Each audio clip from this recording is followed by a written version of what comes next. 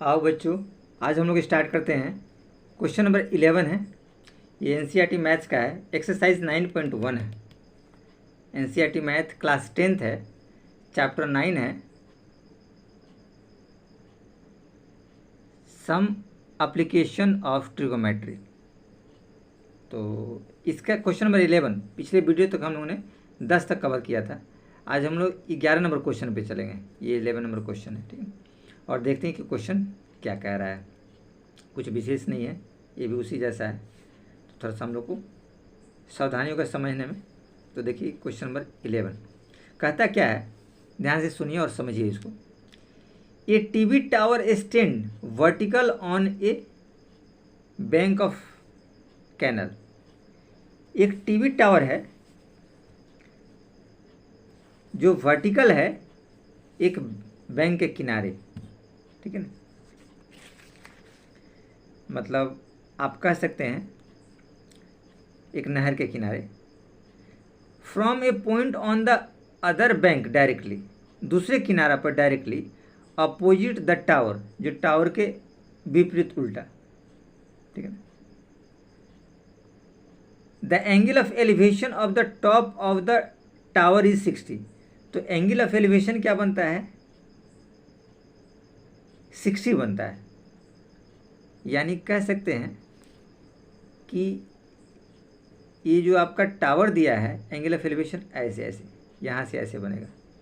ये पूरा पिक्चर नहीं है, ये ऐसे आपका बनेगा, यहाँ से ऐसे।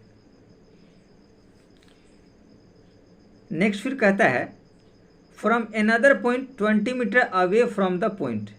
इस पॉइंट से 20 मीटर दूरी पे, ये देखिए यहाँ से दूसरा पॉइंट है 20 मीटर की दूरी पे, यहाँ पे 20 मीटर की दूरी पे एक दूसरा पॉइंट आता है, ठीक है। Away from the point on the joining the point two the foot of the tower, tower के फुट पे इसको ज्वाइन कर दिया जाता है। Angle of elevation of the top of the tower is 30। तो यहाँ से बनता है 30। ये देखिए यहाँ से, ये जो दूसरा पॉइंट है इसे हमने जोड़ दिया, तो ये बनाया 30 और ये बनाया 60। Find the height of the tower and the width of the canal. तो कैनल की चौड़ाई बतानी है और हाइट ऑफ द टावर बताना है। तो इसको पिक्चर से समझेंगे तो आसानी रहेगा, क्योंकि इसमें पिक्चर थोड़ा सा इनकम्प्लीट आपको दे रखा है, पिक्चर आपका मिसिंग है। पिक्चर देखिए इसका आपको इस हिसाब से बनेगा। ये देखिए ऐसे हम लोग ले सकते हैं, ये टावर ये रहा और 60 डिग्री है, और उससे 20 मीटर दूरी पर बनने पे 30 डिग्री का एंगल ऑफ एलिवेशन बनता है। तो आपको इसका हाइट बताना है और ये कैनल की चौड़ाई आपको बतानी है। तो चलिए हम लोग इसको सॉर्ट आउट करते हैं, तो आपको आसानी से समझ में आएगा, कुछ विशेष नहीं है। आपको नहर की चौड़ाई बतानी है, नहर की चौड़ाई, और ये ऊंचाई आपको बतानी है, टावर की ऊंचाई, टावर की ऊंचाई है ये आपको बतानी है। कुछ विशेष नहीं है कि आपको इसमें प्रॉब्लम होगा या दिक्कत आएगा। तो देखिए पिक्चर हमने आपको आसानी से बना दिया है और कुछ नेमिंग कर दिए हैं ताकि आपको समझने में आसानी हो, दिक्कत ऐसे नहीं आएगा आपको समझने में। तो देखिए let height of the TV tower A B B H. ये देखिए इसको एच हमने मान लिया है, टीवी टावर की हाइट को। सी डी ये 20 मीटर है, क्योंकि बोला है कि उसके अपोजिट साइड जो एंगल ऑफ एलिवेशन बनता है वो 60 का होता है, और जब 20 मीटर की दूरी पे चले जाते हैं तो 30 हो जाता है। तो 30 तभी होगा जब और पीछे जाएंगे, क्योंकि जितना हम पास आएंगे एंगल ऑफ एलिवेशन बढ़ता जाएगा, ध्यान रखिएगा। या हाइट जितनी बढ़ती जाएगी तो एंगल ऑफ एलिवेशन बढ़ता चला जाएगा। ये कंडीशन आपको बताया है। नीचे डिस्टेंस बढ़ेगा तो एंगल ऑफ एलिवेशन कम होता जाएगा, और ऊपर हाइट बढ़ेगी, एक ही पॉइंट पे हाइट बढ़ेगी तो आपका एंगल ऑफ एलिवेशन बढ़ता जाएगा। चलिए, तो इस कंडीशन में पिक्चर आपको बन गया है। हम लोग पहले ये छोटे वाले में आसानी से ले सकते हैं इसको समझने के लिए। ए बी सी इस वाले ट्रायंगल में हम लोग आसानी से ले सकते हैं। तो ये छोटा ट्रायंगल जो होगा आपको, उसमें हम लोग पहले लेते हैं और 1060 में ही मान लेते हैं। जब 1060 का हम लोग मान इसमें लेंगे तो आपके पास इन दोनों का कॉम्बिनेशन आएगा, संबंध आएगा, इन दोनों का संबंध। तो चलिए हम लोग चलते हैं और लिखते हैं। ये दोनों एंगल तो हमने यहाँ मेंशन कर रखा है, कोई दिक्कत वाली बात नहीं। तो हम लोग लिखेंगे in triangle ABC, ABC। Pen तो आपका रेड चल रहा है, हम लोग थोड़ा सा ब्लू पेन लेते अच्छा रहेगा, या ब्लैक भी ले सकते हैं, रेड भी ऐसे ठीक है, कोई दिक्कत नहीं, लेकिन फिर भी ये देखिए इन ट्रेंगल ABC आप लेंगे 1060 डिग्री, तो कॉम्बिनेशन बनेगा P/B का। P आपके पास है AB और B आपके पास है BC, और AB का वैल्यू है H और BC का वैल्यू तो आप एज इट इज़ BC रखिए, क्योंकि कुछ हमने इसमें लेट उट नहीं किया है। अब ये 1060 जो होता है इसका वैल्यू होता है आपका √3, तो हमारे पास रिजल्ट आएगा H/BC, यानी H जो निकलेगा √3BC होगा। तो ये वाला पार्ट तो निकल गया जो कि इस छोटे ट्रेंगल में कारगर है और बड़े ट्रेंगल में कारगर है, दोनों ट्रेंगल में आपके लिए कारगर है। तो ये आपके लिए बहुत आसानी का काम हो गया कि एक टेंशन आपको ख़त्म हो गया, एक हिस्सा आपको प्राप्त हो गया। चलिए आगे हम चलते हैं। अब इस बड़े ट्रेंगल का डिस्कस करेंगे, ADB लिखेंगे इन ट्रेंगल ADB। इस ADB ट्रेंगल में 1030 का कॉम्बिनेशन बैठेगा, 1030, क्योंकि हम लोग को इसका पता करना है और ये पता करना है, तो P और B, तो 1030 आएगा P/B, तो P आपके पास AB और B आएगा BD।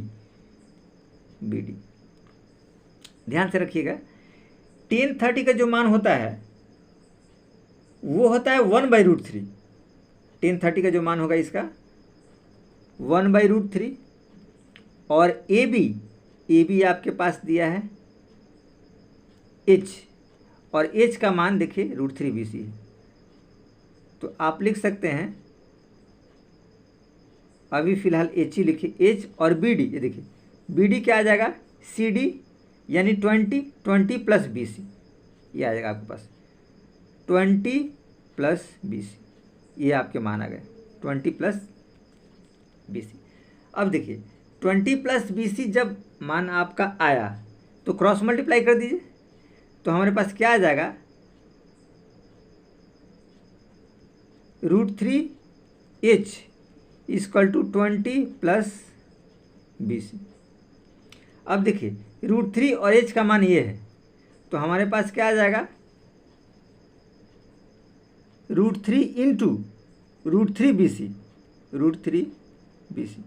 ये दोनों रिजल्ट आएंगे, ये और इक्वल टू आएगा 20 प्लस BC। आप लाइन यहाँ से ड्रॉ कर लीजिए, आसानी होगी। √3 तो आपके पास 3BC आएगा, और इक्वल टू आएंगे 20 प्लस BC इधर लाइए, 3BC माइनस BC = 20, यानी कि 2BC = 20, तो 2 10 जा 20, यानी कि BC = 10 मीटर। तो ये तो निकला आपका BC, आपको एक पार्ट निकल गया, ये वाला BC वाला। अब हमको H चाहिए, तो देखिए H बराबर क्या है √3BC, √3BC, H बराबर देखिए दिया हुआ, निकाला है हमने ये। तो आप एज इट इज कर सकते हैं,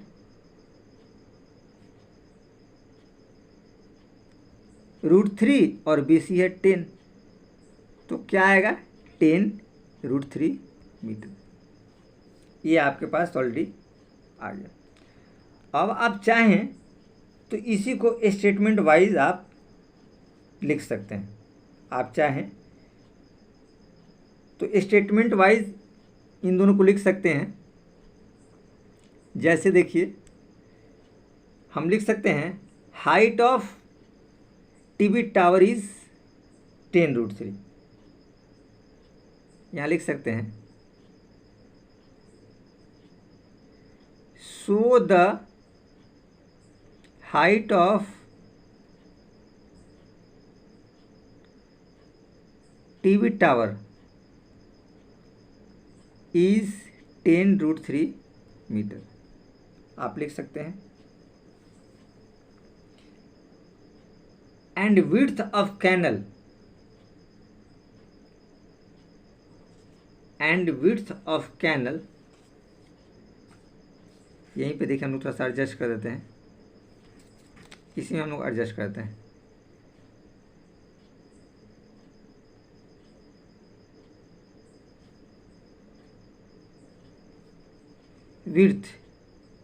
विड्थ ऑफ कैनल इज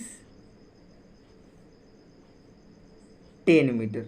ये देखिए विड्थ ऑफ कैनल, ये रहा 10 मीटर। तो ये आपका क्या हो गया, आंसर आ गया। तो इस हिसाब से हम लोगों ने क्या किया, इस वाले पार्ट को कंप्लीट कर लिया।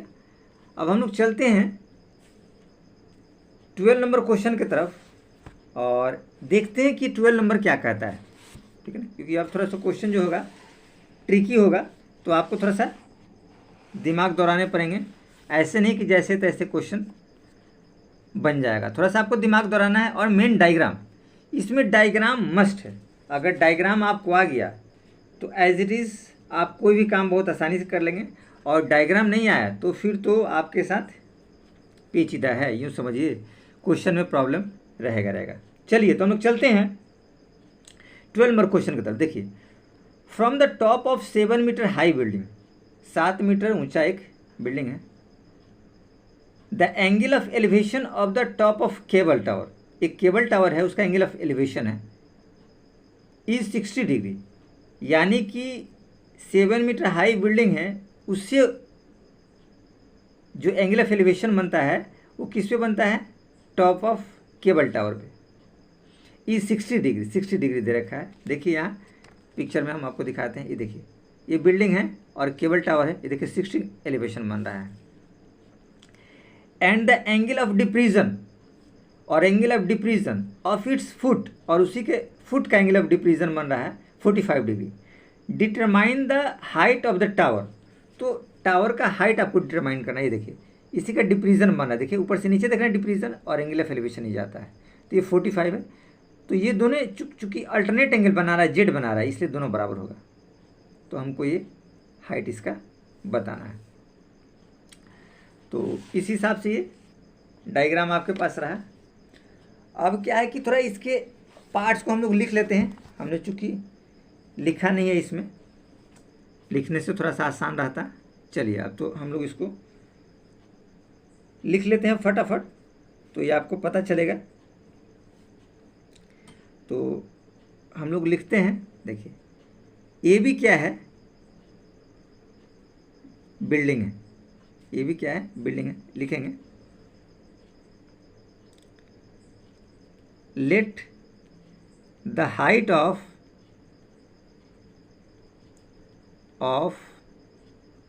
The building A B equal to H metre. इसको हमने एच मीटर से मान लिया, ऐसा कोई जरूरी नहीं सॉरी, ये 7 मीटर आपको दे रखा, देखना कि ये 7 मीटर आपके पास ऑलरेडी दिया हुआ है बुक में। From the top of a 7 metre height building, ये 7 मीटर आपको दिया हुआ है, ध्यान रखिएगा, ये हम लोग गलत कर रहे थे। 7 मीटर आपको दे रखा है। अभी देखिए ये वाला क्या है, हाइट ऑफ टावर है, CE। यहाँ लिखेंगे height of tower EC, tower is EC। ये EC उसका हाइट हो जाएगा, E और C यहाँ तक ध्यान रखिएगा। ये टावर का हाइट यहाँ से यहाँ तक हो जाएगी। एंगल भी मेंशन कर दीजिए, angle DAC equal to angle ACB equal to 45। ये आपका अल्टरनेट एंगल्स बनाएगा। ELT शॉर्ट हमने किया था, ALT और एंगल्स LS एंगल्स, और ये 60 है तो लिख सकते हैं एंगल EAD आपको 60 दिया हुआ है, एज इट इज़ हमने मेंशन कर दिया। अब आसानी से हम लोग चल सकते हैं, ये रेक्टेंगल है तो ये दोनों बराबर होगा, BC और AD बराबर होगा। आप चाहे तो लिख सकते हैं BC equal to AD, opposite side से रेक्टेंगल का, और ये भी बराबर होगा AB बराबर CD, और AB बराबर CD बराबर 7 मीटर। देखिए CD और AB दोनों बराबर होगा 7 मीटर, तो ये भी 7 मीटर होगा। तो हम लोग चलिए इसमें आप एज इट इज़ निकाल सकते हैं 10 का मान, और इसमें भी आप एज इट इज़ निकाल सकते हैं 10 का मान। ठीक, तो एक एक करके हम लोग चलते हैं तो आपको आसानी से ये पता चलेगा। देखिए छोटे में लेते हैं, इन ट्रायंगल ABC 1045 डिग्री है। देखिए 1045, P/B AB और BC, 1045 का मान 1 होता है, AB आपको दिया है 7 और BC तो आपको निकालना है, तो क्रॉस मल्टीप्लाई करेंगे तो BC इंटू 1 BC, तो BC बराबर 7, तो BC इक्वल टू 7 मीटर आपके पास आ गया, यानी AB आपको 7 मीटर निकल गया, ये भी 7 मीटर है, तो ये भी 7 मीटर होगा। आप यहाँ लिख सकते हैं BC equal to AD equal to 7 metre, ये भी आपका रहेगा, ध्यान रखिएगा, कुछ विशेष इसमें नहीं है, ठीक है, कि ऊपर हम लोगों ने बराबर का BC AD ये दोनों बराबर, तो यहाँ भी हमने बराबर कर दिया। अब इस बड़े वाले ट्रायंगल में चलते हैं, लिखेंगे इन ट्रायंगल EAD 1060 की बात है, यहाँ पे आएगा 1060, तो लिखेंगे 1060, वही P/B कॉम्बिनेशन आएगा, P आपके पास आएगा DE, ये देखिए DE आएगा, और B आएगा AD कॉम्बिनेशन आएगा। तो अब इसमें फिर हम लोग आगे चलते हैं, 1060 का जो मान है वो √3 और DA सब देखते हैं, तो थोड़ा सा हम लोग एज इट इज यहाँ ले लेते हैं, लाइन ड्रॉ कर लेते हैं 1060, तो 1060 का मान आया √3 और DE तो हमको पता नहीं है तो D ही रहने दीजिए, AD पता है BC के बराबर 7, तो यहाँ पे आप 7 लिख लीजिए, क्रॉस मल्टीप्लाई कर दीजिए, तो DE जो आएगा आपके पास आएगा 7√3, ये आ गया 7√3, 7√3 और 7, तो दोनों को प्लस करेंगे तो टावर निकल जाएगा, कुछ विशेष इसमें आपको नहीं है कि दिक्कत आएगा, तो आप ये प्लस कर दीजिए, ठीक है। तो हम लिखेंगे हाइट ऑफ